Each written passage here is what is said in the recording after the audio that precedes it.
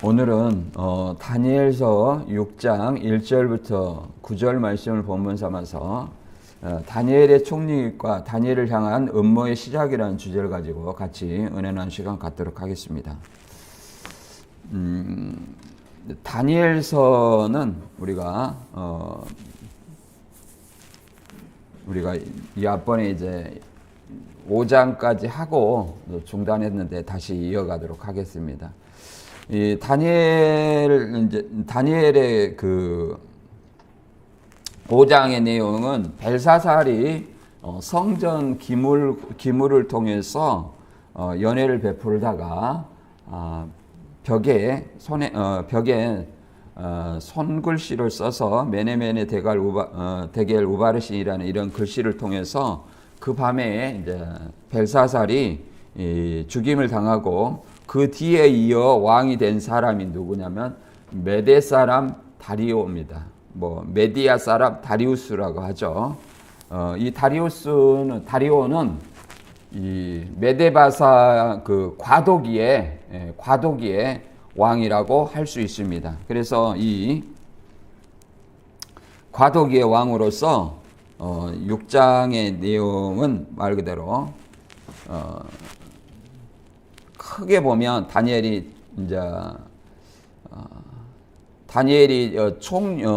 벨사살 후 가도기의 메데바사 다리오 왕은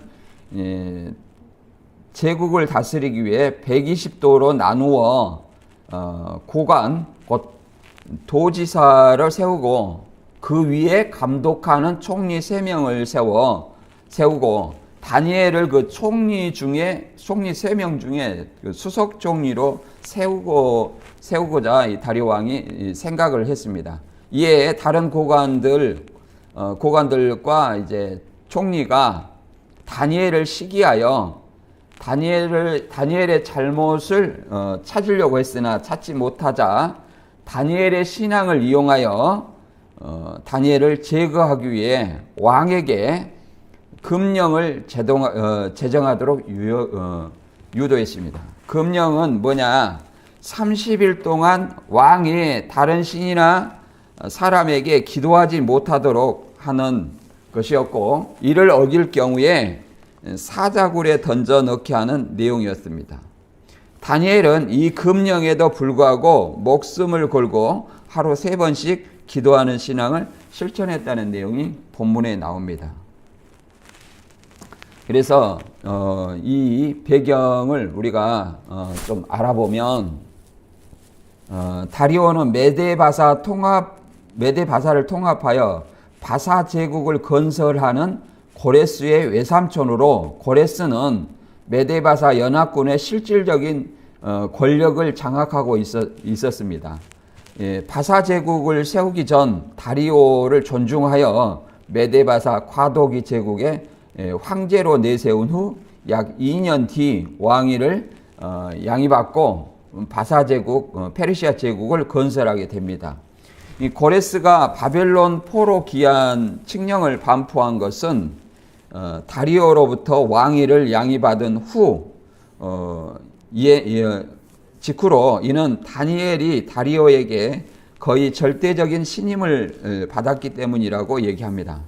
따라서 BC 538년 고레스의 포로 귀환 칙령의 반포가 있게 됩니다.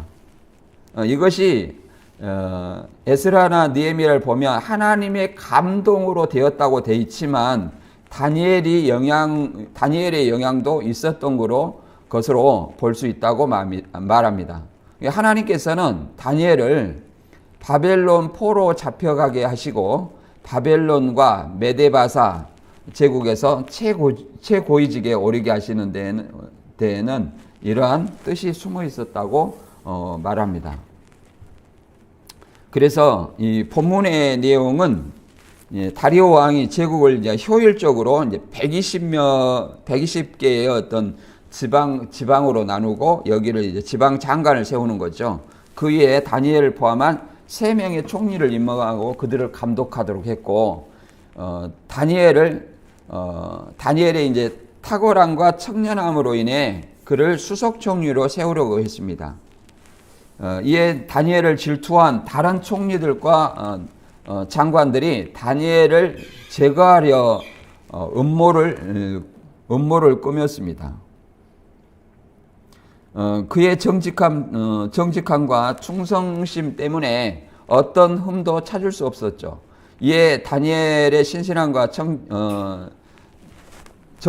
정결한 어떤 삶을 보여주고 있는 것이죠. 결국 다니엘의 신앙을 표적으로 삼아 다리오 왕 외에 다른 신이나 다른 사람에게 기도하지 못하게 하는 금령을 제정하여 다니엘을 함정에 빠뜨리려는 내용입니다. 이 내용을 통해서 다니엘의 신앙과 정직하면서 흠이 없는 삶을 살았음을 알 수 있으며 신앙인이 세상에서 겪을 수 있는 시련과 그것을 믿음과 인내로 이겨내는 모습을 우리는 찾아볼 수 있을 것입니다. 이러한 내용을 통해서 본문 내용을 알아보고 본문 내용을 읽고 본문 내용을 알아보도록 하겠습니다. 본문 내용 다니엘서 6장 1절부터 9절 내용입니다. 시작. 다리오가 자기 뜻대로 고관 120명을 세워 전국을 통치하게 하고 또 그들 위에 총리 셋을 두었으니 다니엘이 그 중에 하나이라. 이는 고관들로 총리에게 자기의 직무를 보고하게 하여 왕에게 손해가 없게 하려 함이었더라. 다니엘은 마음이 민첩하여 총리들과 고관들 위에 뛰어남으로 왕이 그를 세워 전국을 다스리게 하고자 한지라. 이에 총리들과 고관들의 국사에 대하여 다니엘을 고발할 근거를 찾고자 하였으나 아무 근거, 아무 허물도 찾지 못하였으니 이는 그가 충성되어 아무 그릇됨도 없고 아무 허물도 없음이었더라.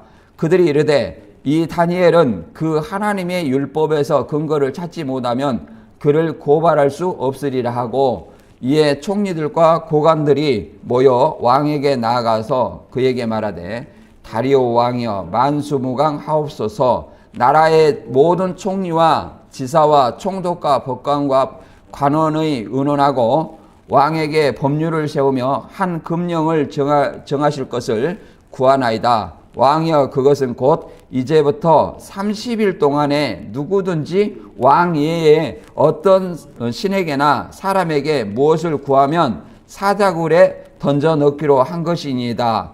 그런즉 왕이여 원하건대 금령을 세우시고 그 조서에 왕의 도장을 찍어 메대와 바사의 고치지 아니하는 규례를 따라 그것을 다시 고치지 못하게 하옵소서 하매, 이에 다리오 왕이 조서에 왕의 도장을 찍어 금령을 내니라.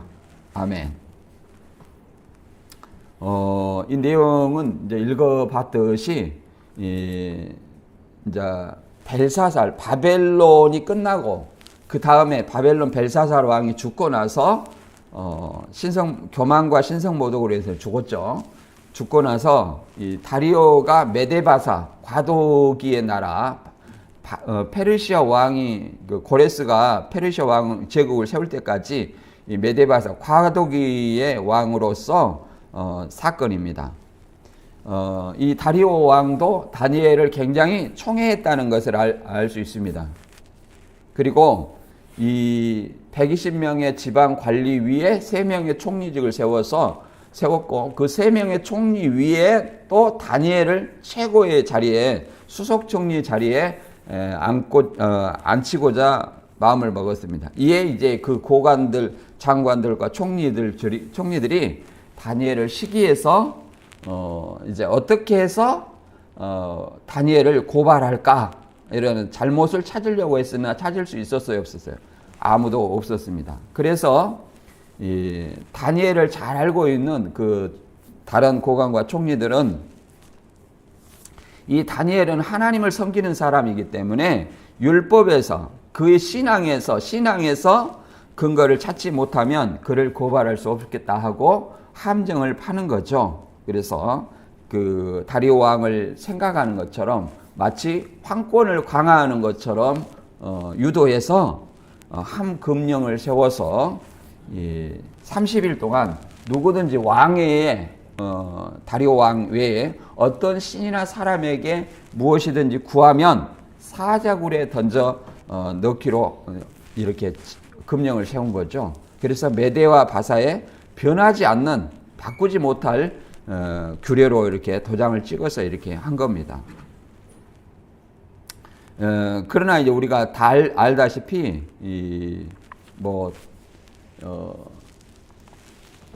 다니엘은 하나님의 하나님의 보호로 하나님이 천사를 통해서 사자 입을 봉해서 다니엘을 구원한 내용이 이 6장의 내용이죠.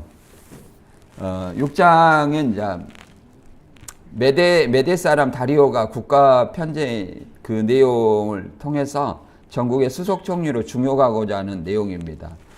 이 내용하고 이제 유사한 것이 어떤 거냐면, 다니엘의 세 친구가 다니엘 3장에 보면 우상 숭배를 거부하여 풀무불에 던져진 사건으로 천사가 보호하여 하나도 타지지 않았죠.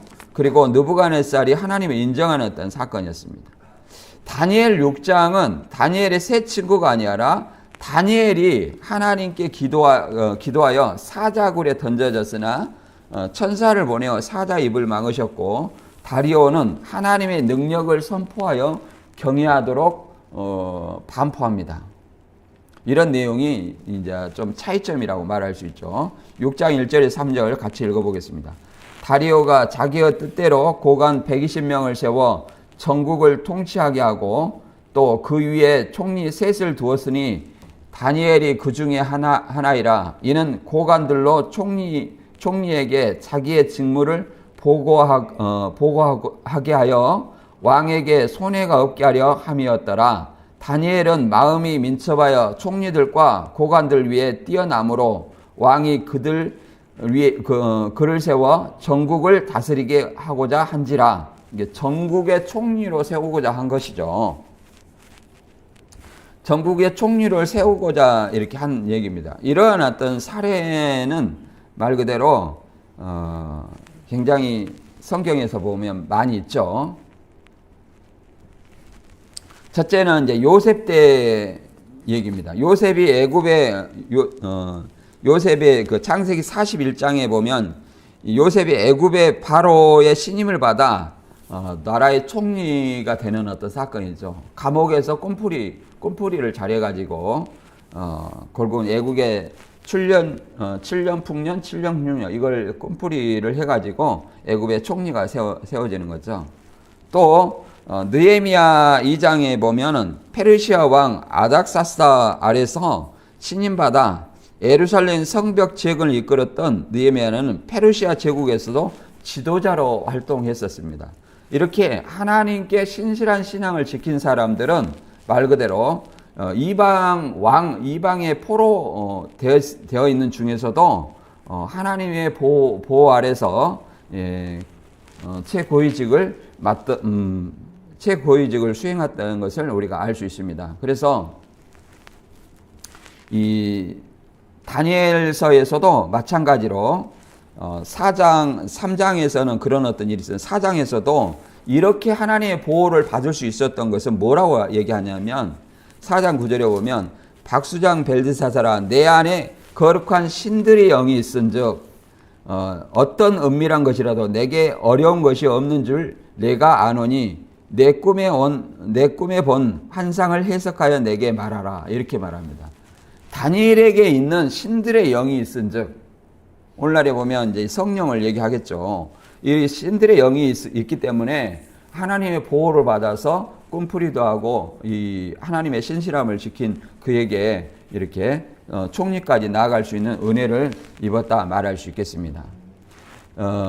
또 다니엘이 사자굴에 빠졌지만 금령을 어길 수 없어서 다리오 왕은 눈물을 머금고 어쩔 수 없이 이 고관과 총리들이 이 법령대로 처벌할 것을 얘기를 하니까 어쩔 수 없이 사자굴에 던져 넣었죠. 그것이 6장 22절입니다. 나의 하나님이 자기 천사를 보내 사자들의 입을 막았으므로 사자들이 나를 해하지 않았습니다. 그분이 이렇게 하신 것은 나에게 죄가 없음을 아셨기 때문입니다. 왕이시여 나는 왕에게도 잘못한 것이 없습니다. 이렇게 이제 사자굴에서 다리오 왕한테 고백하는 어떤 내용이 나오는 겁니다. 예. 그리고 이러한 어떤 얘기는 이러한 얘기는 다음에 6장 4절 이하에 보면 이제 관리들이 다니엘을 고발할 근거를 찾을 수가 없어서 다니엘의 신앙을 공격할 음모를 꾸미는 과정을 얘기합니다. 이 다니엘을 이렇게 제거하려는 이유는 첫째는 제국의 변방 포로 출신이 최고위직 총리직에 오른 것에 질투와 시기 때문이라고 볼 수 있습니다.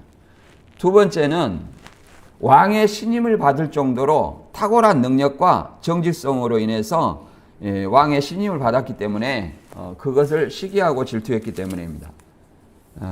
그리고 왕은 그 나라를 말 그대로 잘 다스리기 위해서 왕에게 손해가 없게 하기 위해서 그중 가장 유능한 다니엘을 세웠다고 이렇게 말할 수 있습니다. 이런 가운데에서도 이방에 있어서도 하나님을 믿는 신앙을 지키기 위해서는 많은 압박이 있었을 것으로 생각을 합니다. 다니엘 6장 4절에서 6절까지 한번 읽어보고 알아보도록 하겠습니다.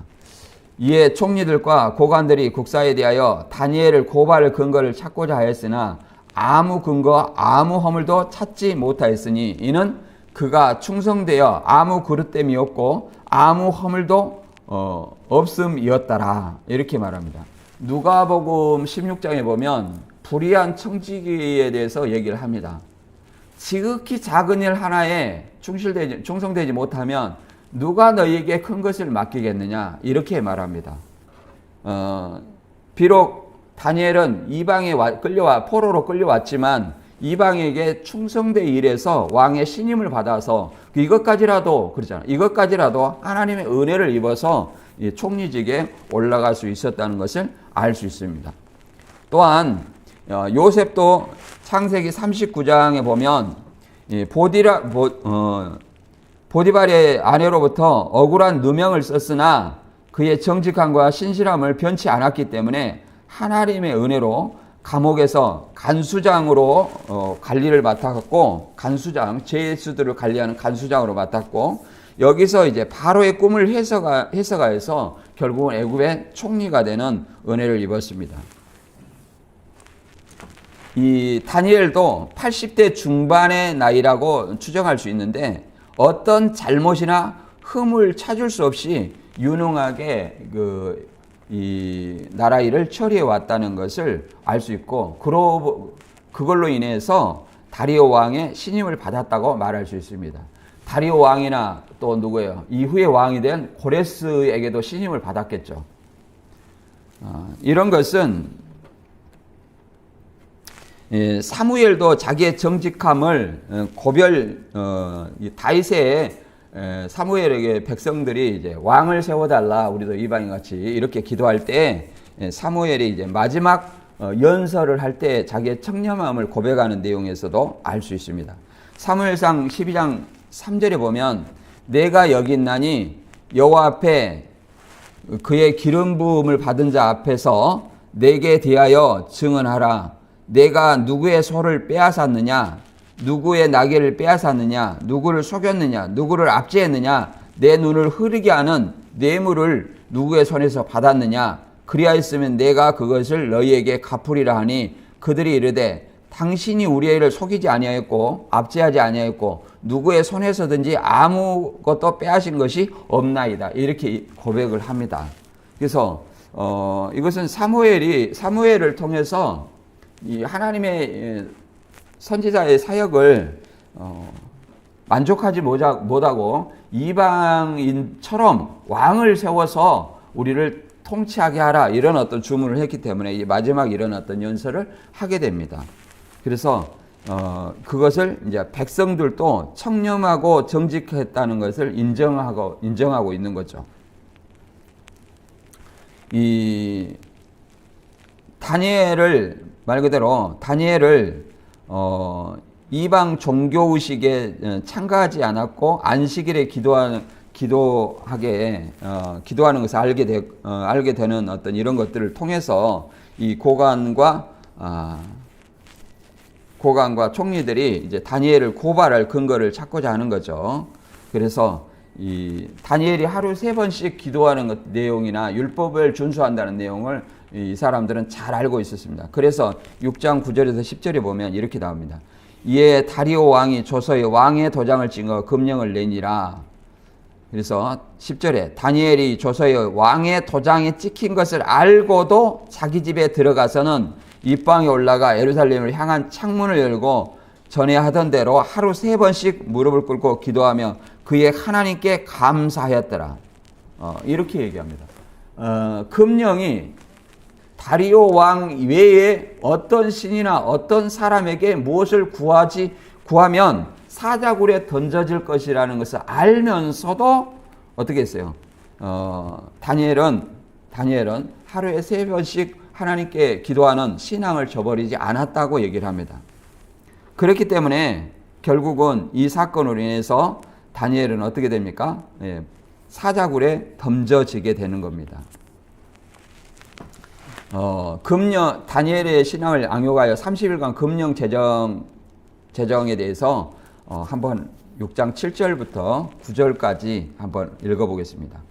나라의 총리와 지사와 총독과 법관과 간원이 의논하고 왕에게 한 법률을 세우며 한 금령을 정하실 것을 구하나이다. 왕이여 그것은 곧 이제부터 30일 동안에 누구든지 왕의 어떤 신에게나 사람에게 무엇을 구하면 사자굴에 던져 넣기로 한 것이니이다. 그런즉 왕이여 원하건대 금령을 세우시고 그 조서에 왕의 도장을 찍어 메대와 바사에 고치지 아니하는 구례를 따라 그것을 다시 고치지 못하게 하옵소서 하며 이에 다리오 왕이 조서에 왕의 도장을 찍어 금령을 내리니라. 이렇게 얘기를 합니다. 결국은 이 30일 동안 다른 신에게나 왕에는 다른 신에게나 사람에게 구하면 사자굴에 던져넣게 하겠다. 마치 이것이 다리오 왕을 위한 것처럼 했으나 다리오 왕을 위한 것이 아니라 누구를 다니엘이 하나님께 율법을 지키며 하루에 3번씩 기도하는 이 신앙을 이용해서 음모를 꾸미는 거죠. 함정에 빠뜨리는 것이고 또 다니엘에게는 또 한 번의 선택의 기로에 있은 것입니다. 만약에 이 금령을 어기면 사자굴에 던져져야 되고 그러잖아요. 또 금령을 지키면 하나님의 신앙을 저버리는 것이 되는 것입니다. 그래서 이 다니엘은 30일 동안에 하나님께 기도할 것인지 왕의 명령을 따를 것인지 선택해야 되는 어떤 중요한 상황에 놓였습니다. 우리들은 어떤 경우에 이런 선택의 기로에 있지 않습니까? 세상에서 여러 가지 어려운 상황에 신앙을 지켜야 되는지 아니면 세상의 유혹에 넘어가야 되는지 매 순간에 우리가 선택의 기로에 있을 때 하나님 편에 서서 내 마음의 법, 바울도 그렇죠. 로마서 7장 21절 이하에 내 안에 2가지 법이 있다고 얘기를 하잖아요. 내 안에 마음으로는 하나님의 법을 섬기지만 내 육신은 사망의 법을 지체하려고 사망의 법으로 끌어내린다 이렇게 얘기를 합니다. 그래서 이 2법이 내 마음에 싸운다 얘기를 합니다. 그래서 우리가 진실한 신앙이라면 하나님의 법을 늘 선택할 줄로 믿습니다. 이것은 성경의 역사를 통해서 보면 모세 때에도 있어 왔습니다.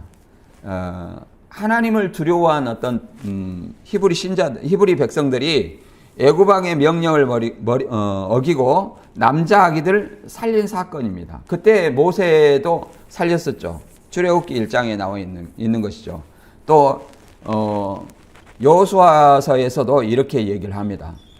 24장 15절에 보면 만일 여러분이 여호와를 섬기고 살고 싶으면 여러분의 조상이 메소포타미아에 섬기던 신이든 현재 여러분이 사는 땅에 아모리 사람이 섬기던 신이든 여러분이 섬길 신을 오늘 택하십시오.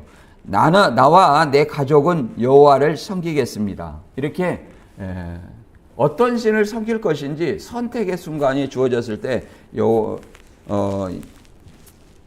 여호수아는 나와 가족은 여호와를 섬기겠다 이렇게 고백을 합니다.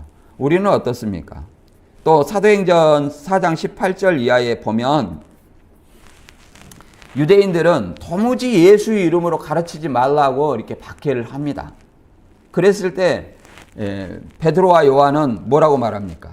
하나님 앞에서 너희의 말을 듣는 것이 하나님의 말씀을 듣는 것보다 옳은가 판단하라 하고 하나님의 복음을 선포하는 것에 목숨을 걸고 선택했습니다.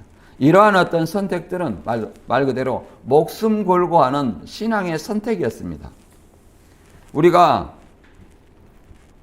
계시록에도 마찬가지입니다. 계시록 13장에도 도미티안 황제 AD 95년 도미티안 황제 사도 요한과 안디바도 마찬가지입니다. 계시록 13장 15절에 짐승의 우상에게 경배하지 아니한 자는 몇이든지 다 죽이게 하더라.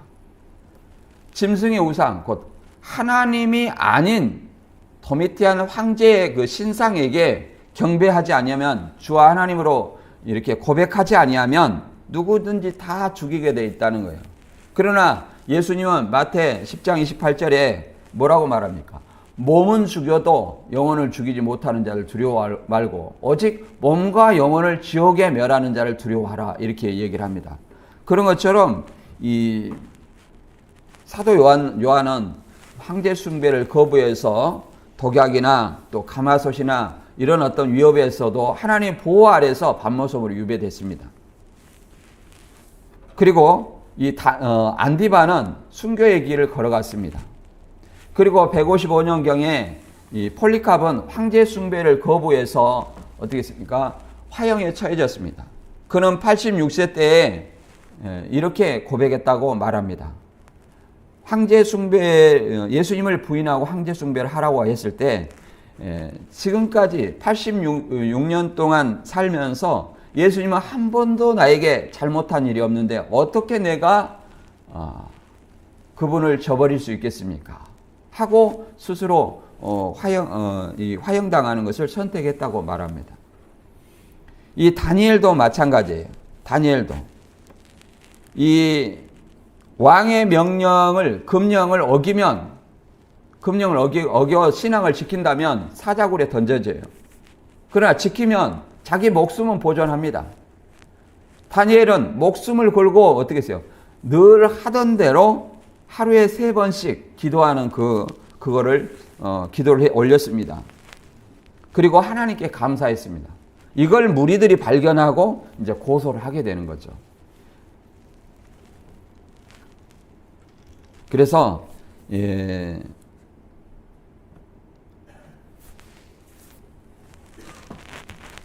히브리서 11장 24절 이하에 보면 모세도 그리스도를 위하여 상 받는 것을 위해서 이렇게 말합니다. 믿음으로 모세는 장성하여 바로의 공주의 아들이야 칭함받기를 거절하고 도리어 하나님의 백성과 함께 고난받기를 잠시 죄악을 낙을 누리는 것보다 더 좋아하고 그리스도를 위하여 받는 수모를 애굽의 모든 보화보다 더 큰 재물로 여겼으니 이는 상주심을 바라봄이라 이렇게 얘기합니다. 이 모세가 바로의 공주의 아들이라 칭함을 거절하고 하나님의 백성과 함께 고난받기를 더 좋아했다는 거예요. 이것은 하나님은 그리스도를 위하여 받는 수모를 애굽의 보화보다 더 큰 재물로 여겼다는 거예요. 더 큰 재물이라는 것은 결국은 하나님의 백성과 함께 고난받고 난 후에 나타날 영광, 상급을 위해서 모세는 이렇게 했다고 얘기를 합니다. 하나님은 애굽의 바로의 공주의 아들이어서 평안하게 살 수 있었지만 고난받는 것을 택한 것은 그리스도께 상급받기를 원해서 이렇게 얘기를 했다고 말합니다. 마틴 루터는 종교개혁자로 알고 있습니다. 1521년 출교당한 상태에서 마틴 루터는 이신칭의의 교리, 부패하고 비성경적인 로마 교회의 관행들을 단호히 거부했습니다. 그랬을 때 로마 교회에서는 이 이신층이 예수님을 믿음으로 말미암아 의롭게 된다는 이 교리와 부패하고 비성경적인 이 관행들을 거부하는 입장을 처리하는 압박을 받았습니다. 수없이 받았죠. 목숨의 위협도 받았습니다. 그러나 루터는 이렇게 고백했다고 말합니다. 내 양심은 하나님의 말씀에 사로잡혀 있습니다. 따라서 나는 처리할 수 없고 처리하지도 않을 것입니다. 내 양심에 반하는 일을 하는 것은 안전하지도 않고 유익하지도 않습니다. 나는 내 입장을 굽힐 수 없습니다. 하나님이 나를 도우십니다. 아멘. 이렇게 고백했다고 말합니다. 오늘날에는 지난 시절에와 같이 우리 목숨을 위협하는 그런 어떤 신앙을 요구하지는 않습니다. 물론 지금 우리나라에서는 그렇지만 외국의 무슬림 지역이나 아직도 복음의 미개척지에 들어가 사역하는 그런 분들은 목숨의 위협을 받으면서 주님의 복음을 전하고 있습니다. 그들은 평온함과 안락함보다 그 목숨을 내걸고 많은 어떤 복음의 미개척지에서 주님의 복음을 선포하고 있다는 사실을 알아야 됩니다. 그분들 선지 사도들 위해 우리가 세움을 받았다는 사실을 알아야 돼요. 우리는 내 자신이 너무나 안락한 생활에 빠져 있지는 않는가? 지난 어떤 선지 사도들을 돌아보면서 우리의 신앙을 다시 한번 돌아보는 계기가 되었으면 합니다. 우리 뭘 선택해야 하겠습니까? 본문을 다시 한번 요약해 봅니다. 다리오 왕은 제국을 다스리기 위해서 120개의 도를 세워서 120명의 도지사를 세우고 그 위에 총리 셋을 세워 관리하게 했습니다. 그리고 다니엘을 수석 총리로 세우고자 하자 다른 고관들과 총리들이 시기하여 다니엘이 기도하는 신앙을 이용해 기도하는 어떤 신앙을 이용해 제거하기 위해 왕에게 금령을 제정하도록 유도한 겁니다. 이 금령은 30일 동안 왕의 다른 신이나 사람에게 기도하지 못하도록 하였고 어길 경우에 사자굴에 던져 죽게 하는 내용입니다. 그럼에도 불구하고 다니엘은 목숨을 걸고 하루 3번씩 기도하는 신앙을 지켰습니다. 우리는 목숨을 걸고 신앙하라고 하지 않습니다. 이런 어떤 안일함 속에서 데살로니가전서 5장에서는 이런 어떤 안일한 어떤 신앙을 뭐라고 말하냐면 잠자는 신앙이라 이렇게 얘기합니다. 그들에게는 멸망이 호련히 저에게 임한다고 말합니다. 그러나 깨어있는 신앙은 주님의 재림이 도적같이 임하지 못한다고 얘기합니다. 마태 25장에도 잠자는 신앙, 미련한 5처녀와 깨어있는 슬기로운 5처녀는 예수님을 영접했다고 말합니다. 그날과 그 시를 알지 못하기 때문에 너희는 늘 깨어 기도하라 얘기를 합니다. 우리 자신은 어떻습니까? 다니엘이 다리오 왕의 다른 신앙에 기도하면 죽을 위험에 있었지만 신앙을 선택했듯이 우리는 우리의 믿음을 지키는 것은 어려운 상황에서도 중요한 선택이며 하나님에 대한 약속과 소망을 바라보며 세상과 하나님에 대한 선택의 기로에 있을 때 하나님을 선택하는 행함으로 드러나야 할 줄로 믿습니다. 저와 여러분이 다 어떤 세상과 하나님의 어떤 선택의 기로에 있을 때 늘 하나님을 선택함으로 내 믿음을 드러내는 저와 여러분이 되시기를 주님의 이름으로 축원합니다.